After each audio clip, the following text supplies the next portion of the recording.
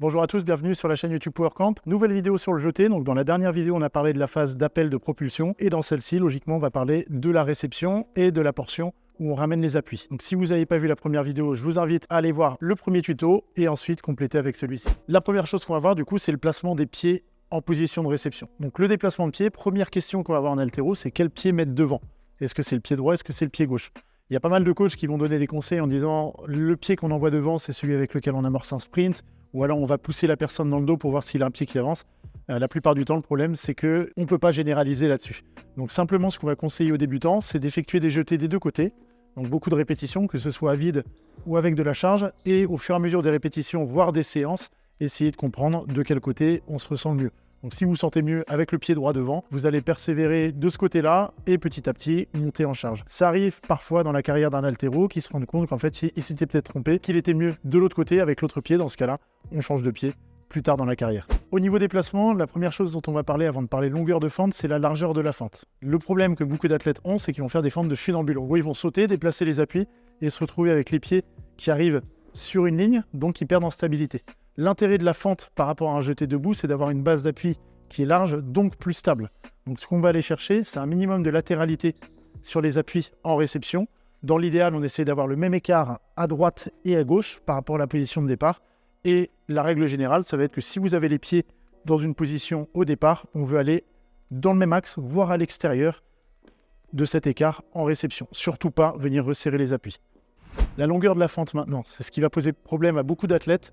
Donc j'ai fait un marquage au sol. Vous allez pouvoir voir grâce au marquage quelle longueur on veut approximativement sur la fente. En fonction de la longueur de vos segments, vous aurez une fente qui sera peut-être un petit peu plus longue ou un peu plus courte. Dans tous les cas, vous allez mettre une ligne juste devant vos orteils au départ et vous allez mettre deux lignes supplémentaires qui sont à peu près équidistantes. Donc la ligne devant doit faire à peu près 1,5 pied par rapport à la position de départ et pareil pour la ligne qui est derrière, à peu près 1,5 pied.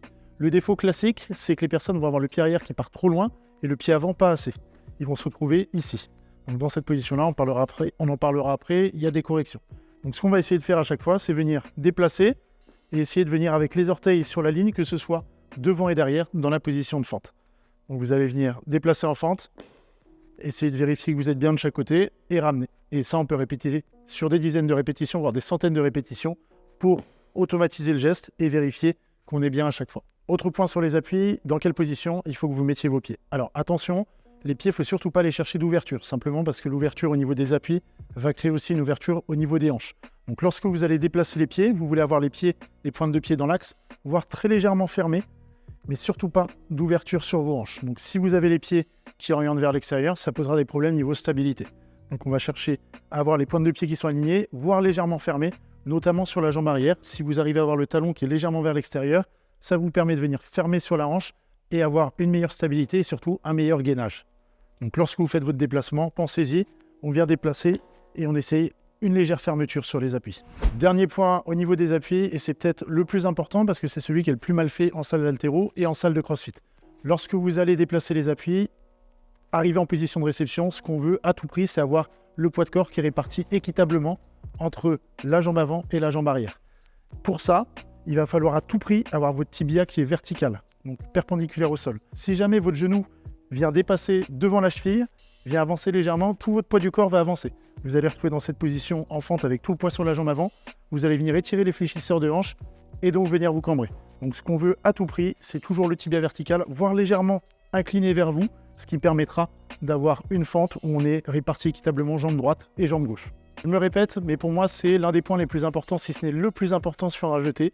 Si vous vous filmez et vous voyez qu'en position de réception, vous avez le tibia incliné vers l'avant, le genou qui dépasse la cheville, ne pensez pas à ce que vous pouvez corriger d'autre sur votre jeté, il faut à tout prix corriger ça en premier. Dès que vous arriverez dans cette position-là, avec le tibia vertical ou légèrement incliné vers vous, là vous pourrez penser à corriger les autres défauts. Mais si le défaut c'est de venir ici, dans tous les cas, il faut corriger ça en tout premier. Maintenant qu'on est bon sur les appuis, on va parler de centre de masse. Donc comme j'ai dit, on veut le poids réparti équitablement jambe droite, jambe gauche. Ce qu'on va vouloir faire, c'est toujours garder le bassin au même endroit. Ça veut dire que même si on a un déplacement horizontal des appuis au jeté, on veut à tout prix garder de la verticalité sur le mouvement. C'est un mouvement à dominante verticale, ce qui veut dire que si jamais votre centre de masse va vers l'avant ou vers l'arrière pendant le mouvement, il y aura un problème de trajectoire, pas forcément de la barre, mais de votre corps. Ça veut dire que quand vous déplacez, pensez à votre bassin qui est au-dessus d'un point au départ, vous voulez à tout prix que le bassin reste au même endroit.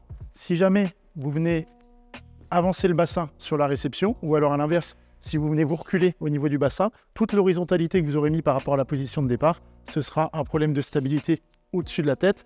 Et si jamais vous avez reculé, la barre sera devant. Et à l'inverse, si vous avez avancé, la barre sera soit derrière, soit vous l'aurez poussée vers l'avant. Et comme on dit en haltéro, tout ce qui va vers l'avant ne va pas vers le haut, tout ce qui va vers l'arrière ne va pas vers le haut. Donc on veut que du vertical. Vous êtes en position de départ, on vient pousser et le bassin ne bouge pas, seulement les appuis déplacent. Je parle du bassin, évidemment, c'est pareil pour les épaules. Ça veut dire que le long du buste ne doit quasiment pas changer. Il ne faut surtout pas venir se retrouver dans cette position-là. Donc là, les personnes qui ont des problèmes de mobilité overhead, vous vous reconnaissez. Et à l'inverse, il faut éviter de venir plonger sur la réception parce que ça va poser problème au niveau stabilité.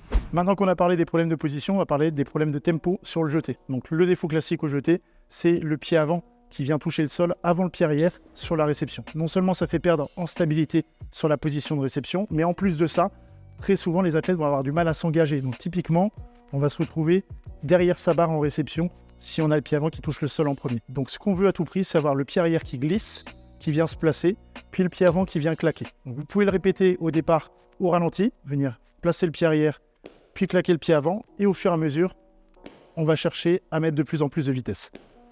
Ça me permet aussi de vous parler des timings en réception. À tout prix, on ne veut pas s'écraser sur la fente. Il y a beaucoup d'athlètes qui vont descendre et venir s'écraser et faire un jeté et descendre sur la fente. Cette position-là, c'est une position de lunge, de musculation classique. Ce n'est pas une position qui est forte et stable. Donc quand le pied avant va claquer au sol, ça doit être votre signal pour bloquer la fente. Vous allez venir glisser et on vient bloquer, planter. Il faut que la fente soit relativement haute, même si la jambe arrière est légèrement souple, fléchie. Il ne faut surtout pas aller chercher une position de fente avec le genou au ras du sol. Donc, à l'inverse, on ne veut pas de jambe tendue, la jambe toujours fléchie, le genou sous le bassin, mais une position où on reste haut et on vient planter, bloquer sur la réception. Pour parler à nouveau de la mobilité overhead, justement, il faut partir du principe que si vous n'avez pas une mobilité overhead qui est suffisante en haltérophilie pour tenir une barre au-dessus de la tête, malheureusement, au niveau technique, vous allez avoir des dégradations. Vous ne pourrez pas avoir les positions idéales pour la réception, donc peu importe tout le travail technique que vous ferez, vous n'arriverez pas à atteindre les positions qu'on veut. Donc simplement, quand la barre est au-dessus de la tête, ce qu'on va vouloir, c'est qu'elle soit alignée derrière la base de la nuque.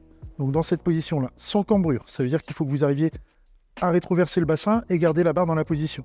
Lorsque vous serez en position de fente, il faut à tout prix avoir le bassin, les épaules et la barre qui soient alignés. Donc vous pouvez même avoir les épaules légèrement devant cette ligne-là et la barre et le bassin légèrement derrière. Ce qu'on ne veut surtout pas, c'est avoir un angle dans l'autre sens, c'est-à-dire cette position-là, qui n'est pas safe pour le bas du dos et qui, en plus de ça, ne va pas vous permettre d'être solide sur les réceptions. Vous allez faire des temps de bras. Pour éviter les temps de bras et avoir un beau verrouillage, il faut à tout prix que la barre soit toujours derrière la base de la nuque et que votre poitrine se retrouve devant le bassin et devant la barre. Dernière chose au niveau des timings, ça va être la synchro du haut du corps et du bas du corps au jeté. Donc, comme j'ai dit, le pied arrière va venir glisser derrière et on veut à tout prix que les épaules verrouillent simultanément avec le pied avant qui claque. Ça doit être votre repère, vous avez un repère sonore. Au moment où le pied avant va claquer au sol, on vient verrouiller. Donc vous pouvez le faire en décomposant pied arrière, puis pied avant au début, et petit à petit on essaye de le faire quasiment simultané, mais toujours avec le pied avant, légèrement après le pied arrière. Et à chaque fois on essaie de ne pas avoir de décalage, pas venir ici, puis verrouiller, engager la tête, on vient directement pousser et verrouiller. Bon. Le défaut, ça va être ça. Et on vient tout doucement sur les bras. Ce qu'on veut, c'est pousser, claquer au sol et verrouiller, engager la tête en même temps. Merci à tous d'avoir suivi cette vidéo. Comme d'habitude, on met un commentaire, on like, on partage. Si vous n'êtes pas encore abonné, n'hésitez pas à vous abonner à la chaîne, vous êtes de plus en plus nombreux. Et comme d'habitude, vous pouvez me mettre dans les commentaires les sujets que vous aimeriez que je traite sur l'haltérophilie et j'essaierai de vous faire ça au plus vite. À bientôt tout le monde.